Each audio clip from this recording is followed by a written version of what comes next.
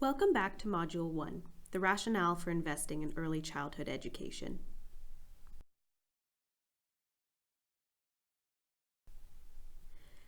In the second part of this presentation, we will discuss the benefits of investing in ECE. So why does early childhood education matter so much? By the age of 5, 90% of a child's brain will have already developed. This means that the main foundations for a child's success in school and in their life in general will already have been established before they even start primary school. This makes positive interventions in early learning particularly critical because it will be more difficult for later catch-up efforts to replicate the neural pathways established during these early years. Quality pre-primary services are shown to promote the development of cognitive, language, and numeracy skills, as well as social and emotional aptitudes. In promoting the development of these key skills, pre-primary prepares children for their subsequent transition to primary school, improving the likelihood that they will perform well in primary school and beyond, and reducing the likelihood that they will repeat grades or even drop out. These benefits are particularly important for disadvantaged populations because it can help level the playing field, giving them a better chance at academic success. For example, first-grade primary school children in Brazil who had attended daycare or kindergarten scored higher in mathematics compared to students who had not attended ECE services. In rural Bangladesh, an aid-funded project run by local NGOs set up 1,800 preschools and provided them with quality learning materials and teacher training. Participating children performed better in speaking, reading, writing, and mathematics by the second grade of primary school than those who had not attended preschool. In rural Guizhou, China, first-grade children who had attended kindergarten had literacy and mathematics scores significantly higher than other children. But the benefits of ECE do not stop at the individual child. The impacts of ECE and other early childhood development services can actually result in much larger societal impacts. The first impact is improving education system quality and efficiency. As discussed, by improving school readiness, pre-primary education improves learning outcomes and reduces repetitions and dropouts in later years of schooling.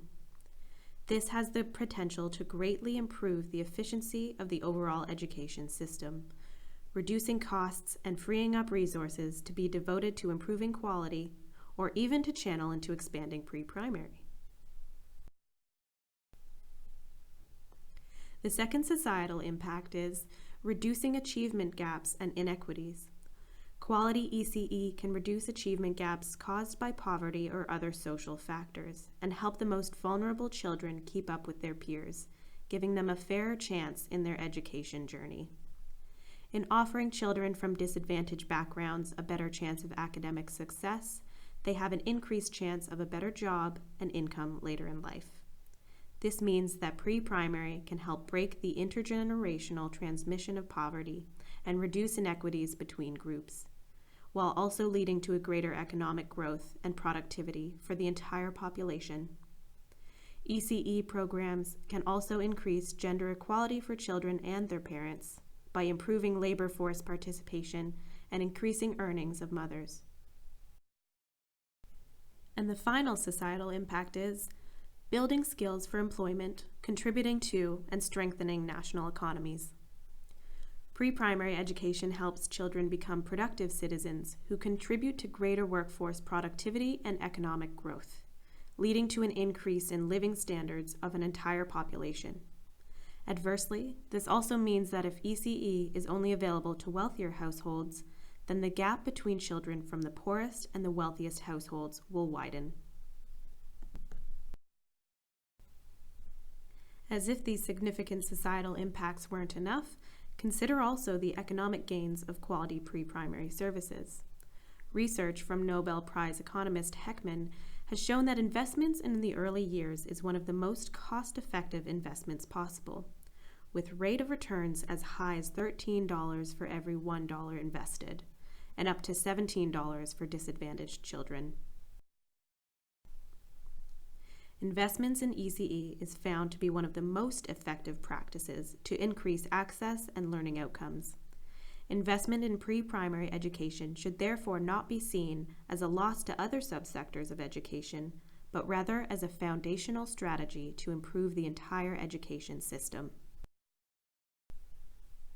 While there are clearly significant benefits to be gained from the provision of pre-primary, it is important to stress that these benefits are dependent on the quality of services. Poor quality service provision may actually have negative effects on children's learning and development. Other inputs linked to health, nutrition, parenting, etc.